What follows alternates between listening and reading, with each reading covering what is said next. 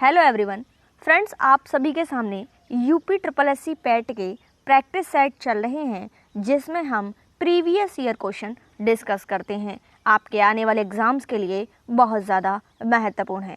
आइए, first question आपकी screen पर है। निम्नलिखित में से कौन सा शब्द पुल्लिंग है? दीमक, रात, वर्षा या विधुर? और इसका सही जवाब होगा विधुर। नेक्स्ट क्वेश्चन, वह शाम को घर जाएगा वाक्य में वृत्ति का अर्थ कौन सा भेद है? संभावार्थ है, निश्चयार्थ, संकेतार्थ, विध्यर्थ?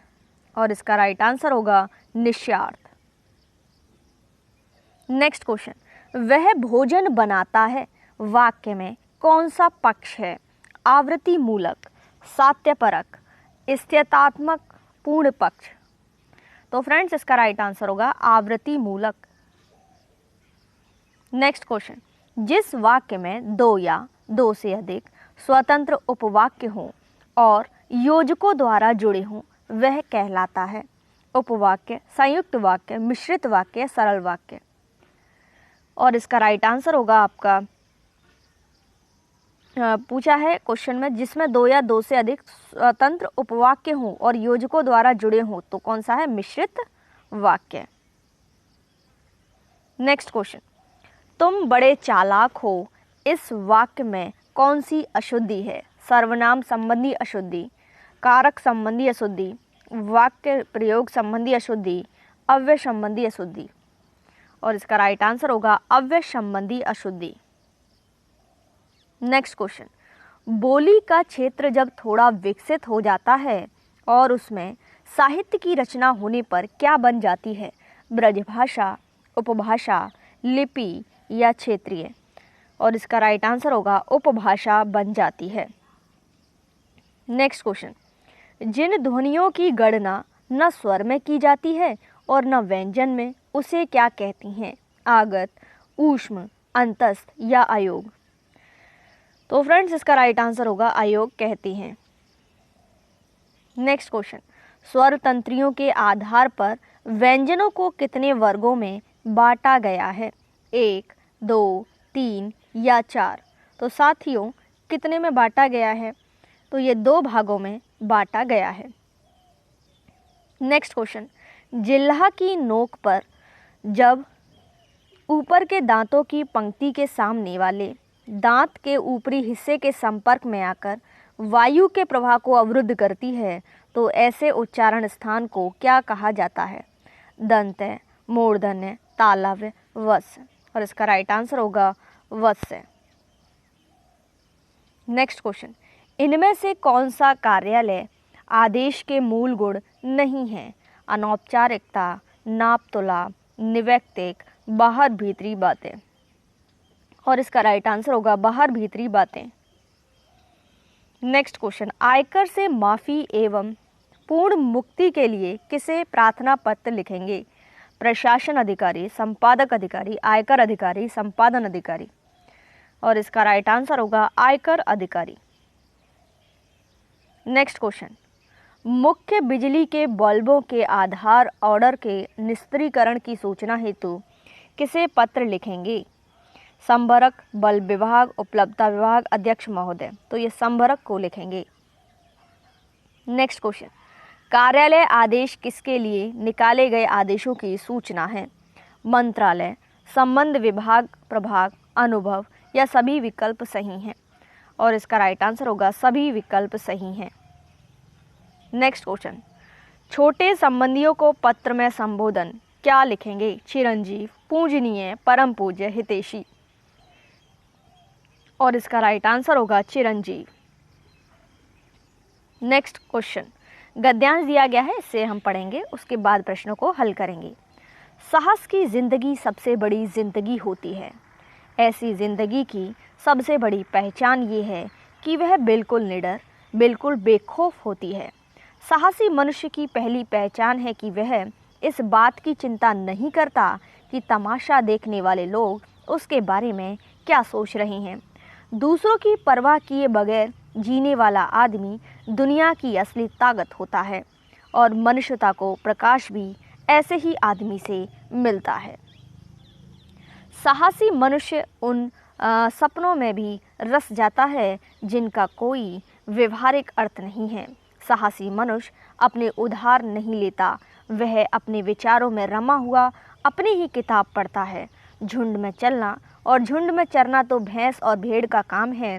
साहसी मनुष्य तो सिंह के समान होता है जो अकेला हो पर फिर भी मग्न रहता है। अर्नाल्ड बेनेट ने एक जगह लिखा है, जो आदमी उपयुक्त अवसर मिलने पर भी साहस से काम न ले सका, वह कभी भी सुखी नहीं हो सकता। समय पर साहस न दिखाने वाला व्यक्ति अपने भीतर एक आवाज़ सुनता है जो उसे बराबर कहती है, तुम साहस नहीं दिखा सके, तुम कायर की तरह भाग खड़े हुए। आइए देखते हैं प्रश्न अब। साहसी मनुष्य क्या उधार नहीं लेता? सपने, विचार, बुद्धि या अवसर? तो दोस्तों सपने उधार नहीं लेता। नेक्स्ट क्वेश्चन, साहसी मनुष्य किसके समान है? भैंस, भेड़, सिंह या जानवर? और इसका राइट आंसर है सिंह के समान है। नेक्स्ट क्वेश्चन, दुनिया की परवाह किए बिना जीने वाले व्यक्ति से किसको प्रकाश मिलता है? दुनिया को, समाज को, मनुष्यता को, आम आदमी को? और इसका राइट आंसर होगा मनुष्यता को मिलता है। नेक्स्ट क्वेश्चन, लेखक ने कैसे जीवन को महान बताया है? विवेकशील जीवन और कमजोरी, स्वावलंबन या हिम्मत? और इसका सही जवाब होगा हिम्मत। नेक्स्ट क्वेश्चन, इनमें से कौन सा व्यवहारिक शब्द के लिए पर्यायवाची शब्द नहीं है? व्यवहारशील, आदर्शवादी, व्यवहार में लाने योग्य, व्यवहार कुशल? और इसका राइट आंसर होगा आदर्शवादी। नेक्स्ट क्वेश्चन, इनमें से कौन सी देवनागरी लिपि की वर्ण ध्वनि नहीं है? ग्रीवा ध्वनि, मूर्धा, कंठ ध्वनि, दंतोष्ठ? और इसका राइट आंसर होगा ग्रीवा ध्वनि। नेक्स्ट क्वेश्चन, हिम तरंगिनी किसका काव्य संग्रह है? दिनकर, राजकुमार वर्मा, माखनलाल चतुर्वेदी, भगवती चरण वर्मा? और इसका राइट आंसर होगा माखनलाल चतुर्वेदी। नेक्स्ट क्वेश्चन, आधुनिक ढंग से पहला एकांकी किसे माना जाता है? बादल की मृत्यु, एक घूंट, कौरवा, भोर का तारा? और इसका राइट आंसर होगा बादल की मृत्यु। नेक्स्ट क्वेश्चन, केशव दास द्वारा रचित आध्यात्मिक ग्रंथ का नाम क्या था? रामचंद्रिका, विज्ञान गीता, कवि प्रिया, रसिक प्रिया? और इसका राइट आंसर होगा विज्ञान गीता। हिंदी साहित्य का आधुनिक काल सामान्यतः माना जाता है, तो 1850 ईस्वी से माना जाता है। नेक्स्ट क्वेश्चन, निम्नलिखित प्रश्न में 4 विकल्प में से उस सही विकल्प का चयन करें जो शुद्ध वाक्य का सबसे अच्छा विकल्प है। तो 2 लड़के इधर आ रहे हैं, 2 लड़का, ये गलत, 2 लड़के इधर आ रहे हैं, इधर आ रहे हैं, है, आ रहे हैं, यहाँ बिंदी लग रही है, देखिए 2 लड़का इधर आ रहे हैं, तो इसका सही होगा ए। अब हम देखेंगे इंग्लिश, जिसके में महत्वपूर्ण प्रश्न है एग्जाम के पॉइंट ऑफ व्यू से। आपको इसमें मोस्ट अप्रोप्रिएट ऑप्शन को सेलेक्ट करना है।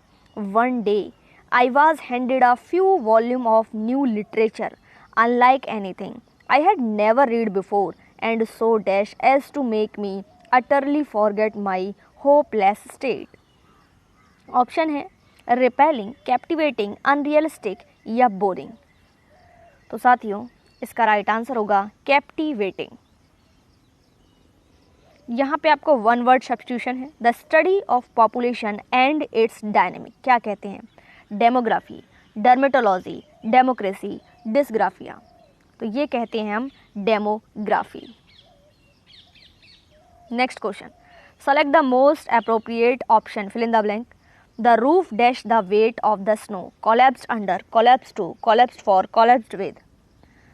और इसका राइट आंसर होगा collapsed under. Next question, select the denotation of the highlighted word.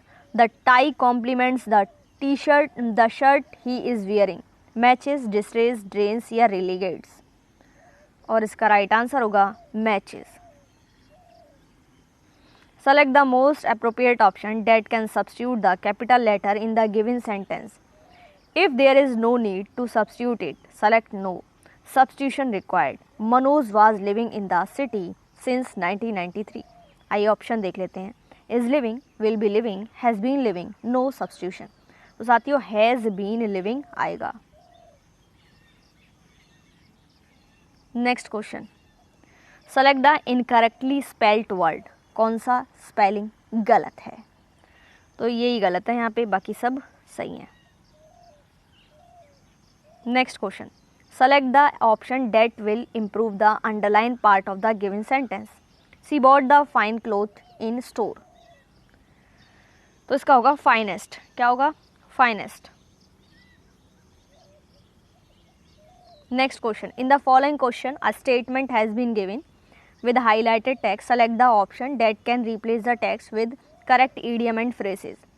A piece of cake at the 11th hour, swan song, call it a day. और इसका right answer होगा आपका a piece of cake। यहाँ होगा, सही कीजिएगा, a piece of cake। Next question, select the most appropriate meaning of the given idiom. Tell upon. क्या होता है भाई टेल अपॉन का? तो होता है to affect adversely. Next question, select the option expressive centre active voice. Don Quixote was written by Miguel Cervantes. हाँ जी बताइए। तो इसका होगा Miguel Cervantes wrote Don Quixote. Select the denotation of the highlight word. He finicky attitude was the main cause of the conflict. Fussy, hasty, indolent या nervous. तो दोस्तों इसका राइट आंसर होगा आपका fussy. Next question, select the most appropriate meaning of the given idiom. A storm in a teacup, a lot of anger and worry about trivial things. To enjoy tea during a storm, tasty tea, the tea in which spices are added. इसका right answer होगा storm in a teacup. Next question, select the most appropriate antonym of the highlight word.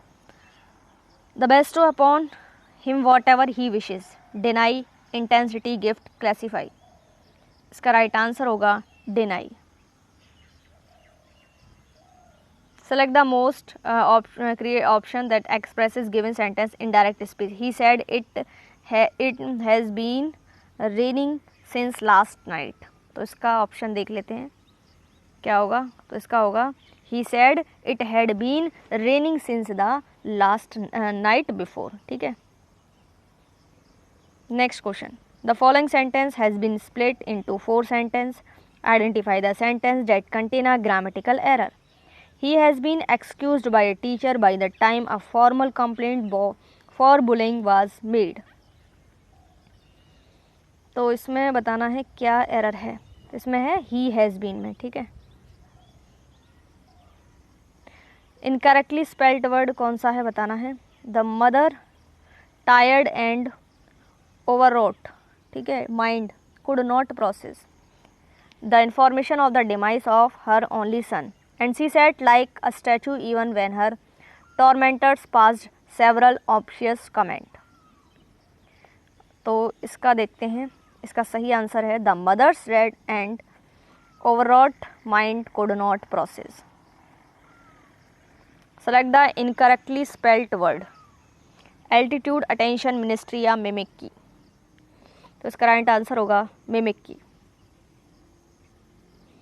Sentence of paragraph are given below jumbled order. Arrange the sentence in correct order, form a meaningful coherent paragraph. ठीक है। तो ये आप देख सकते हैं।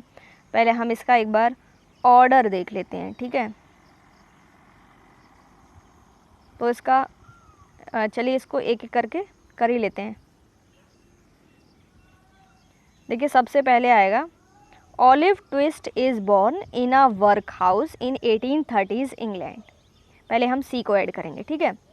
फिर इसके बाद है his mother whose no one knows is found on the street and dies just after Oliver birth. ये हो गया।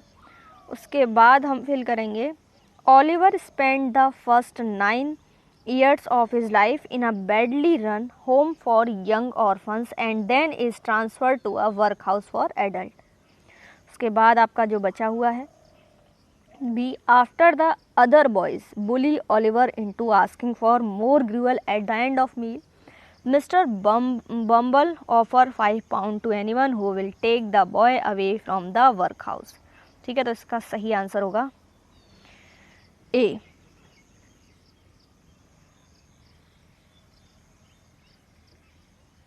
ठीक है फ्रेंड्स, नेक्स्ट क्वेश्चन की ओर बढ़ते हुए, select the appropriate antonym. Antonym बताना है आपको, तो इसका होगा सोफिस्टिकेटेड, प्रिमिटिव का होगा sophisticated. Select the option that improve highlighted part.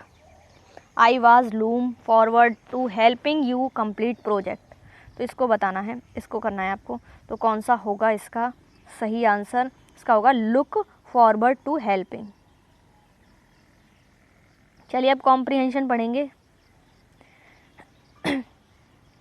In terms of education children must receive proper care, तो फर्स्ट तो ये है, ठीक है। फर्स्ट का ऑप्शन देख लीजिए, फूड गाइडेंस हेल्प ड्रेस, तो बताइए क्या होगा?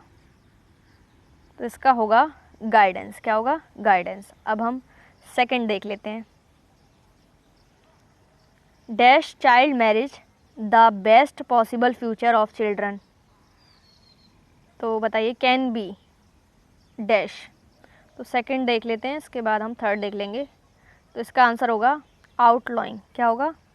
आउटलाइन, ठीक है। और थर्ड भी हमने पढ़ा था, तो इसका क्या होगा? इसका होगा एनविजन्ड, क्या होगा? एनविजन्ड। चाहिए एक बार देख लेते हैं यहाँ पे, तो इसका होगा children can be envisioned is an economic crisis, many programmes must be held so that they can dash fight for themselves, तो बताइए क्या होगा इसमें?